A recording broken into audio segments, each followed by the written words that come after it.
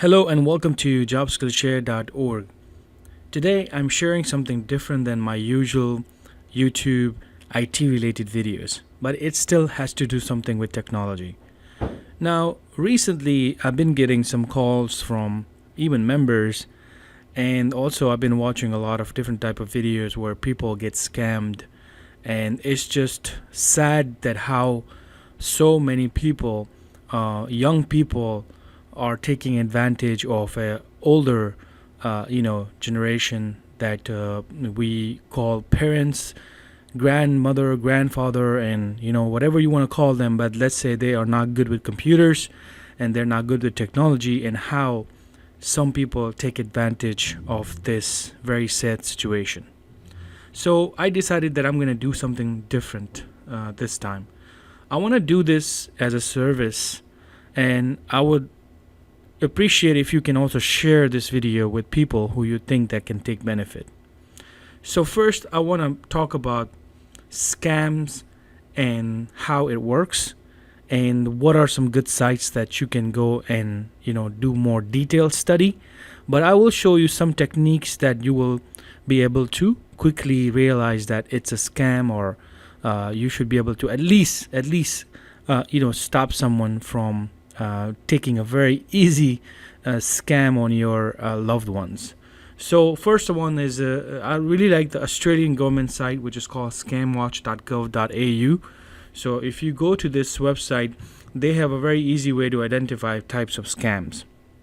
So you can come here and you can click on hacking, identity theft, phishing, remote access scams. This is the one that I'm going to be mainly talking about, because that's the easy one for people to make the people like, okay, it's an issue with the computer, or let's do a refund on your or system, and they will do something. So I'm going to be focusing on here, but if you're interested in finding more, just click on these other ones and then learn more about how scamming thing works. But you will be amazed how many people get scammed every month, millions of dollars. We're talking about millions.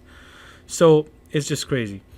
Now, so what we're going to do is, first of all, I'm going to basically talk about some basic things. Like, a lot of people will be, doing a mistake where they get an email. Because a lot of people, I even in my personal experience, people just don't know the differences between a bad email and a legit email. So in terms of getting money, people are going to be putting emails that has to do something with money, right? They will put something like AT&T bill is ready, or they may say that we are running out of the business, and you are one of our client, and now we're refunding the money. So we'll refund you the money, but we need you to connect with us. Call this number or click on this link and then submit something, and then they want you to do something.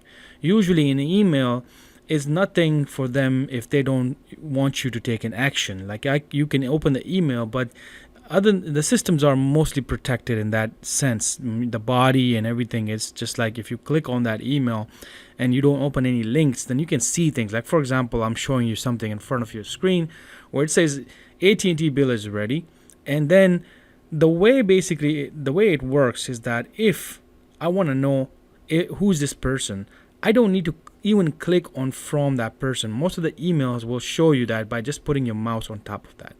So see, as soon as you do that, it gives me that email, it has nothing to do with AT&T, as you can see. The second part is that they would want you to click on something. So you can see some of the areas will be clickable and some are not. So I'm not clicking anything. I'm just putting my mouse on top of the link. So you see now when I click on that link, I'm not clicking on it actually. When I see that link, look at the text, the link text, and look at on the bottom. On the bottom it says Dr. Yadak whatever, right? And on the top it has m.att. So that's a clear catch for them. That's a clear way for them for them to make me do that mistake right there. Once I click on it, then things will happen. So you want to make sure that you do not click on these links. First of all, if you're not expecting a bill from someone and you feel like that has nothing to do with you, this is the first time you got that email, and you think that you have this feeling that has nothing to do with you, so just delete that. Let them call you, because a lot of people will call you if they have a real system or something like that, and they have you as a customer. Then they should be calling you.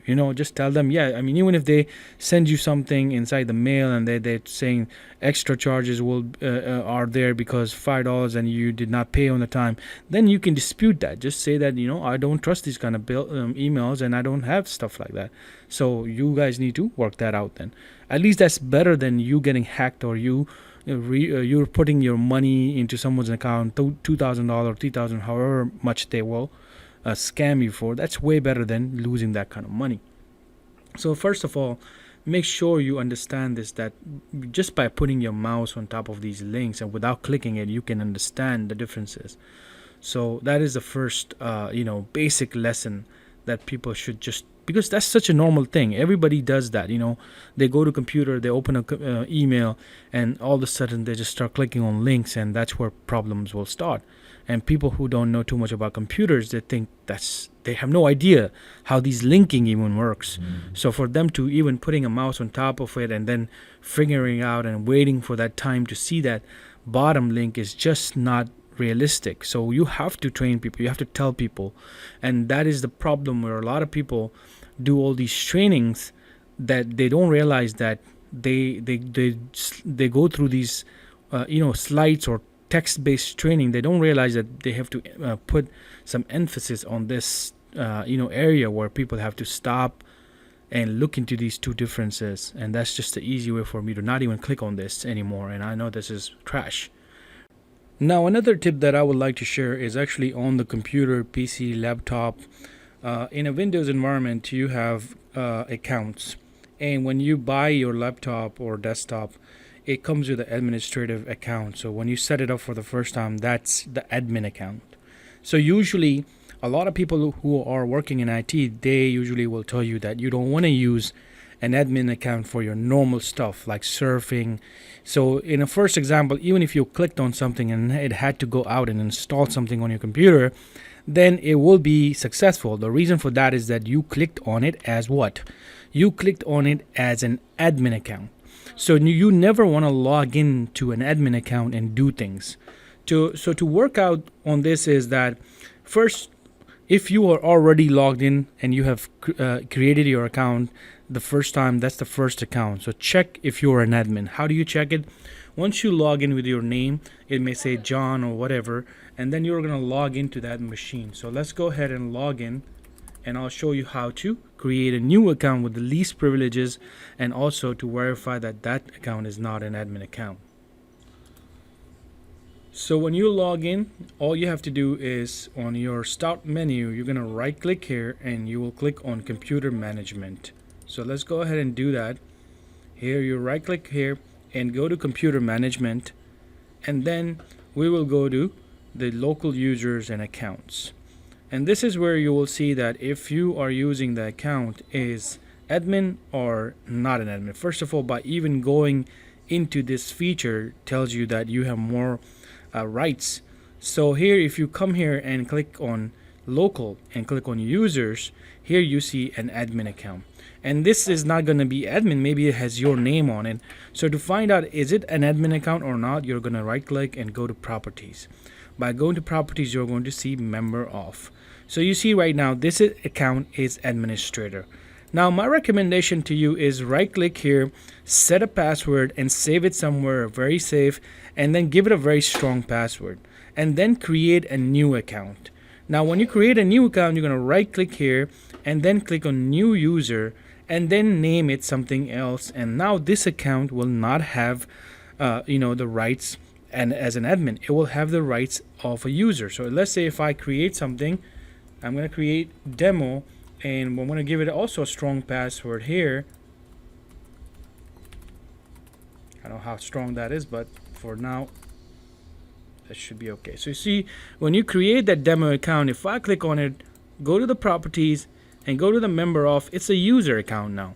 So you want to be using this account even for surfing and things like that, just in case you do a mistake and click on a link and you start downloading something. It won't work, because after that it will ask you for a username and password, and that is where you have defended yourself by doing this stuff. If you would have done that mistake on an admin account, then of course you would have issues. After that, simply log out from your machine from that admin account, and when you sign out, then you can basically sign in with that account that you have just created. So let's go ahead and check that. So that's how you click on the demo account. So now don't use admin, you can use the demo account, log in, and now when you try to install a software, it is going to ask you for that demo username and password. Then of course you can use that if you need it, but I wouldn't use admin account at all for any type of email checking, browsing, or things like that. Now, Windows operating system comes with its own security, and it's called Defender. So you may want to open that and making sure that it's working properly. So if you click on Defender, then you can see Windows Defender settings and open that, and here you will be able to see it's the way if it's working or not. So when you open that, you can see Windows will even tell you that some action is required here, because maybe somehow you've turned off the firewall. So if you do turn off the firewall by mistake, or something that you downloaded and it did it for you, then that will create problems for you, because then maybe even if somebody remote in, or they try to, you have some type of open a connection, or you clicked on a link and now you left your computer on, and at nighttime they will start scanning your computer and try to get into your computer somehow, then these kind of things will be required for protection. So you're going to click on firewall, and then making sure that everything is running. Restore settings is one way. Private on, you may want to just do restore setting. So then you're going to click yes, and now it will basically get back to its original settings. As you can see right here, you see that went away. So that's one way you know that, okay, your computer is at least now starting to protect. By coming here, you can see, you can do current threat. So you will see, okay, what was the last time it scanned. You can run a scan again. You can do some scan options here, making sure you can do full scan. If you want to make sure that you're worried that you clicked on a link, then you may want to do that kind of stuff. So if I go back now, you see I finished this one. This will go away, but maybe I need more stuff over here. So when I click on virus and scan and threat protection, maybe I need to do scan one more time to be able to do this, that message to go away. Then I can do this. So these are some basic security things you should be able to fix by just coming over here in your computer and do all these different type of things that they're recommending. So that's just the basic level right there to protect yourself. Of course, if you feel like you need another antivirus, then you can do search and buy one if you want to invest money. But even if you do these basic things, the computer will be protected. Now, another very famous type of scamming is refund type of things, like when people say that we're running out of the business and we think you're one of our old client, and they sent you an email or however they contact you, and then you get excited that maybe I was their member at some point, they're running out of business, hey, they're giving so much money, let me get some money too. So it kind of excite people, and then they, with excitement, they let people in. What I mean by letting people in is when they sent you, or they get you in conversation on the phone and they want you to do something. So now let's say, first of all, that's just a no-no right there. Even if you get someone, nobody should just get to your computer and do things for you. Even if there's a refund, then tell them, yeah, refund it to my account. You have my access. I was your client. Then that's the information that I used to pay you. So refund it to my card. I don't need to give you anything. Or there are multiple other ways that people can refund you money without they even knowing anything or getting into your personal banking. I mean, that's just no right there. You never want to let people first get into your computer. Now, you did a mistake by letting them in. You're still not sure. This is too gray for you right now. Then there are a few things you can see what they're doing. First of all, if somebody tells you to open up a bank, your bank, and log in, and then they are with you on a remote type of call where they are seeing your computer, and they also have a way to communicate with you or send you messages in the chat box, and then they'll tell you to click on a link. Now that's where things are gonna be. That's like red areas right there. So if somebody first tells you to open a bank, just say why. Why do I need to log into my bank? And they say, oh, we need to refund our money from your bank and blah blah blah. We need to add our account to your bank first, and then we'll do this. Then that's where you just hang up the phone and then say, hey, I'm gonna call the company directly. I don't need to do this on the computer right now. That's just totally not acceptable. So call the company then directly, and not the phone number that they give you, by the way. You need to go to Google or find from somebody, maybe from your local departments, and find the real number of AT&T, T-Mobile, whatever, and then call the company like that. They will never accept that. They'll start screaming, and if somebody says that my name is John, but their voice is coming, you understand things. I mean, if I'm from in the Southeast Asian countries, so I understand. If somebody say I'm John, but there's a after that the accent changes, and you understand. You're not John. You're not John at all. You're not from. It doesn't even sound you're a John right here. So why are you even saying John? So if somebody give you that kind of accent, you understand that this is something scam stuff is going on here. Just hang up the phone. And so here's a few tricks that they use and to make it look so real to you. Number one, they're gonna let you. Let's say you bypass that. you somehow didn't get my first point. That just hang up. You didn't hang up, and you see that they're telling you to go to your Bank of America, whatever, and you log in, and they see how much money you have right now. Okay, so they can do anything right now. They're gonna still make it look that they are going to give you the refund. So what they do is they'll give you the refund, but they will do a mistake in their refund. They'll say, oh, my bad, we put more money into your bank, so now you can keep your refund, but you need to send us the money back. That's where the trick is, guys. I've seen actually some videos and actually look at the way they were doing this stuff, and it's pretty easy for IT people to understand these things. But of course, I was also shocked when I saw some of the people that just didn't know. I mean, how would they know? Like, they're into your system and you have no clue what they're doing. So few things that they can do to your computer.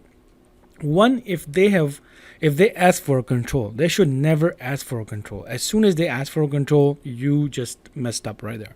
They're gonna black your screen and then they will do their magic.